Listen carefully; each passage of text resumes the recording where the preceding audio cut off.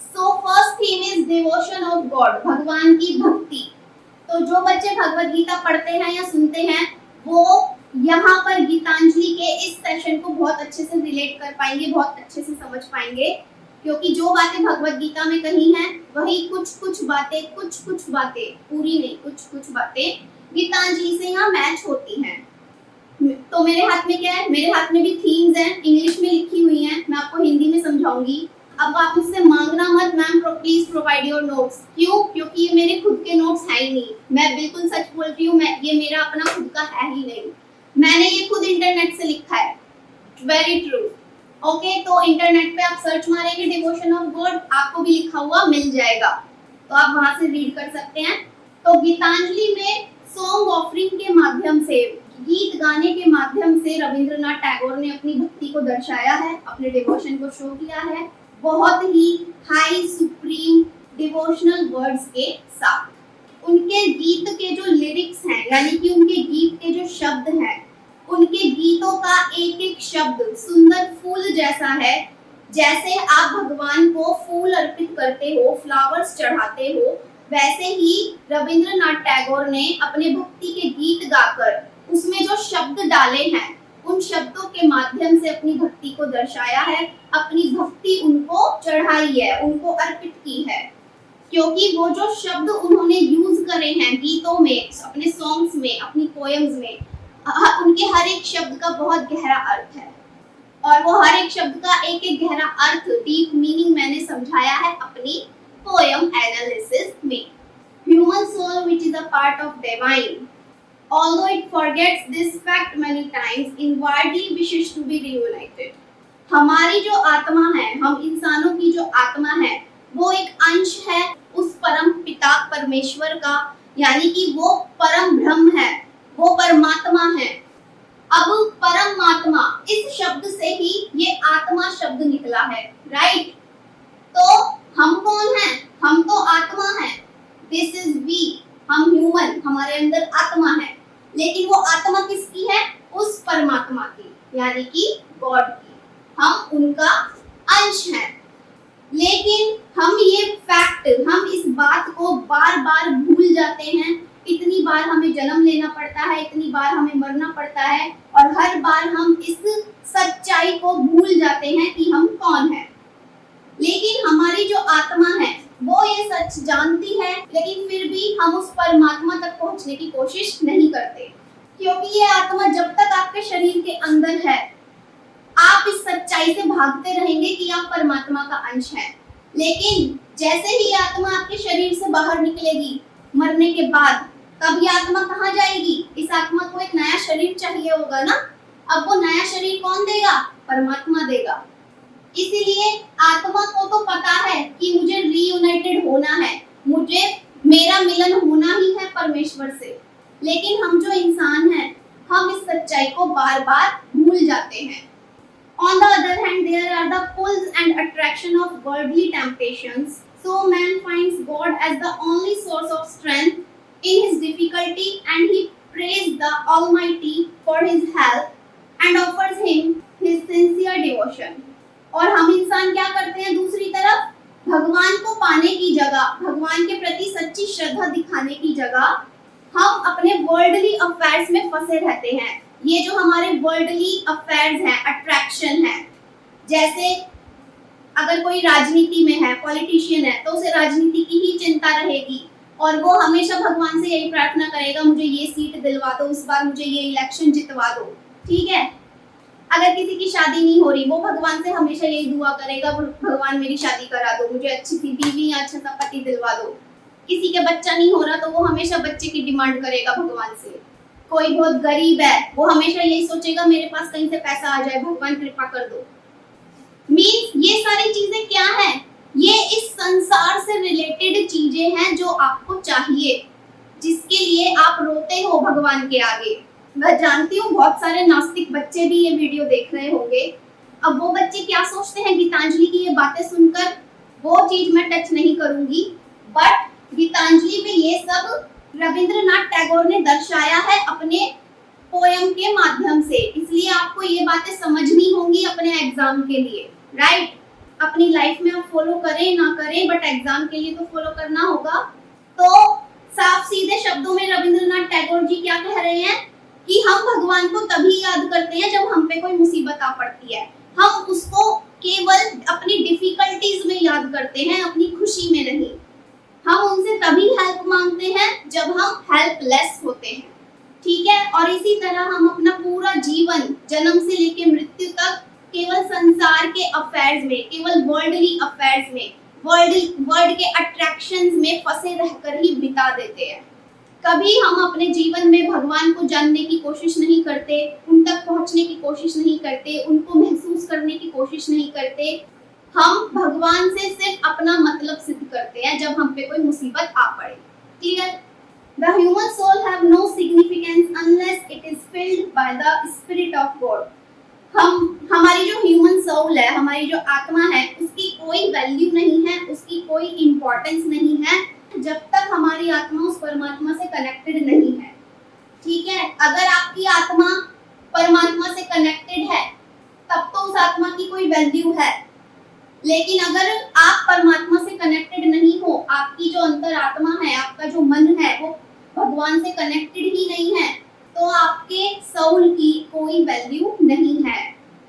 क्योंकि आत्मा, इसको एंड में जाके परमात्मा से ही मिलना है, चाहे कितनी भी दूर भाग ले नास्तिक बनकर, पर जो सच्चाई है वो ये नहीं बदल सकती।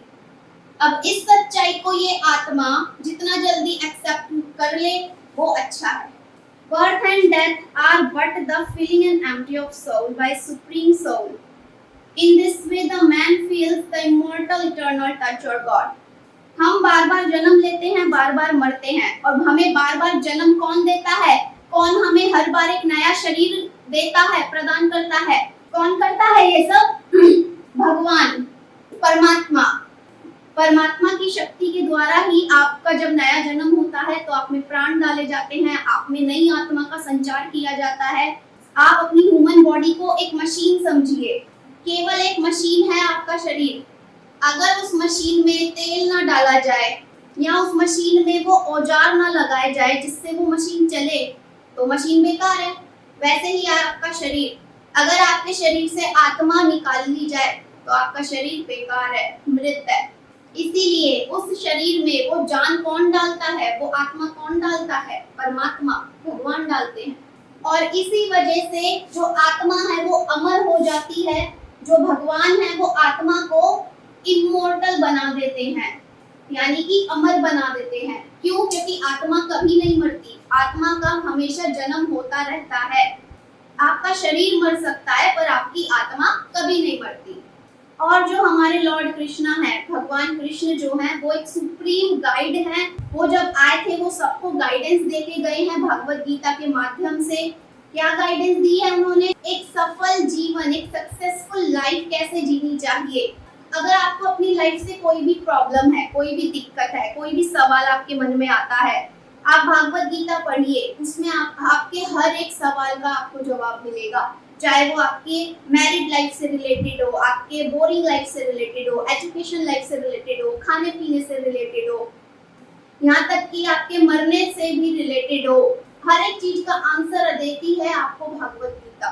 तो लॉर्ड कृष्णा ने क्या प्ले किया है? He is the guiding spirit, वो एक गाइडिंग स्पिरिट है।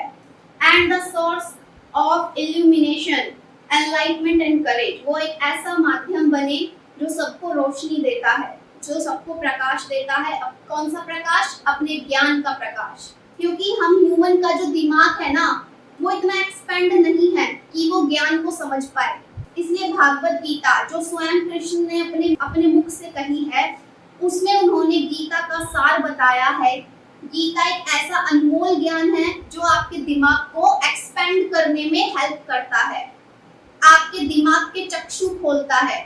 आपके दिमाग में बॉलीवुड वालों ने जितना भी गंद भर दिया है वो सब उसे ब्रेन वॉश करता है।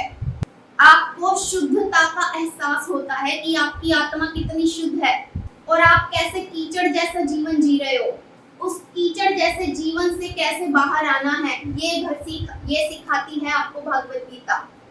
ही इज ओमनीप्रेजेंट, वो हर जगह है, बिल्कुल है। He is there in nature, वो प्रकृति में है, बिल्कुल है। He is in the infinite sky, वो इनफाइनाइट स्काई में है, बिल्कुल है।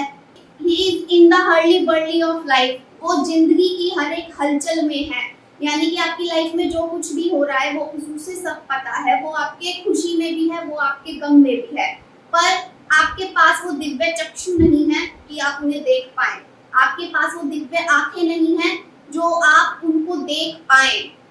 अर्जुन के पास भी नहीं थी वो दिव्य आंखें, खुद श्री कृष्ण ने उनको वो दिव्य आंखें दी, तब जाकर अर्जुन को उस परम ब्रह्म का दर्शन हुआ था, श्री कृष्ण के विराट स्वरूप का। And he is in the life of solitude, और भगवान आपके अकेलेपन में भी है। The love of God comes to the earth in the disguise of golden light that dances upon the leaves, cloud and the sky. वो golden light के रूप में अर्थ तक जो रोशनी आ रही है वो क्या है? भगवान का प्यार है जो भगवान आप तक पहुंचा रहे हैं। अब आप सोचेंगे वो गोल्डन लाइट क्या हो सकता है? कॉमन सेंस, सनलाइट, सूरज की रोशनी क्या है? सुनहरी किरण है जो धरती तक भगवान पहुंचाते हैं और आप तक अपना प्रेम वो देते हैं। आप उस रोशनी के माध्यम से भगवान अपना प्रेम, अपना प्यार आपको पहुंचाते हैं, क्योंकि अगर सूरज नहीं खिलेगा तो वनस्पतियां मर जाएंगी, ये जो प्रकृति है ये मर जाएगी। बिना रोशनी के, बिना सूरज के पृथ्वी पर जीवन की आप कल्पना भी नहीं कर सकते हो। My heart has touched their feet, जो रविंद्रनाथ कहते हैं, मेरा जो दिल है वो भगवान के चरणों को छू रहा है। The devotion for God adopts many forms, जो भगवान के लिए भक्ति है वो कई तरह से की जा सकती है। Somewhere the poet is lost in true love for God, like Meera. कई बार जो पोइट है यानी कि जो रविंद्रनाथ टैगोर है वो इस तरह अपनी सच्ची भक्ति को, अपने सच्चे प्यार को दर्शाते हैं जैसे मीराबाई दर्शाती थी। जैसे मीराबाई डूबी रहती थी हर वक्त, सुबह शाम 24 घंटे कृष्ण में डूबी रहती थी, वैसे ही यहाँ पर हमारा जो पॉइंट है वो भक्ति के गीत गाकर इतना डूब गया है कि उन्हें मीरा जैसी फीलिंग आ रही है। एंड समवेयर लाइक गोपीज, और कई बार पोइट को कैसा फील होता है? गोपी जैसा, कृष्ण की गोपी जैसा। कृष्ण की गोपियां थी ना, कितना प्रेम करती थी कृष्ण से, तो उतना ही प्रेम यहाँ पोइट के मन में है कि वो अपना प्यार एक गोपी जैसा समझ रहे हैं। एलिमेंट ऑफ डिवोशन और भक्ति is most clearly seen in poem number 38। भक्ति का जो बिगेस्ट एलिमेंट है, यानी कि जिस पोएम में सबसे ज्यादा भक्ति दर्शाई है रविंद्रनाथ टैगोर ने, वो है पोएम नंबर 38, जो मैं एक्सप्लेन कर चुकी हूँ, आप चेक कर लेना, डिस्क्रिप्शन में लिंक मिल जाएगा। तो पोएम नंबर 38 एक ऐसी पोएम है जो डायरेक्टली आपको डिवोशन के बारे में बताएगी। What is actual devotion? वैसे तो ये डिवोशन की जो थीम है ये सभी पोएम्स में है, सभी पोएम्स में शो हो रही है, बट पोएम नंबर 38 स्पेशली इसके लिए बनी है, डिवोशन के लिए। Correct? So this was the analysis of devotion and you can explain it in your own words, in your own English words in your exam. तो जो बच्चे भक्ति करते हैं वो मेरी बातें अच्छे से समझ गए होंगे, और जो नहीं करते हैं उन्हें थोड़ी डिफिकल्टी जरूर हो रही होगी, और जो कुछ करते हैं, थोड़ा थोड़ा करते हैं पूजा पाठ, उन्हें भी थोड़ा थोड़ा ही समझ आया होगा। ओके, बट पोएम्स का एनालिसिस जब आप देख लेंगे तो क्लियरली एक एक शब्द का मीनिंग आप समझ लेंगे।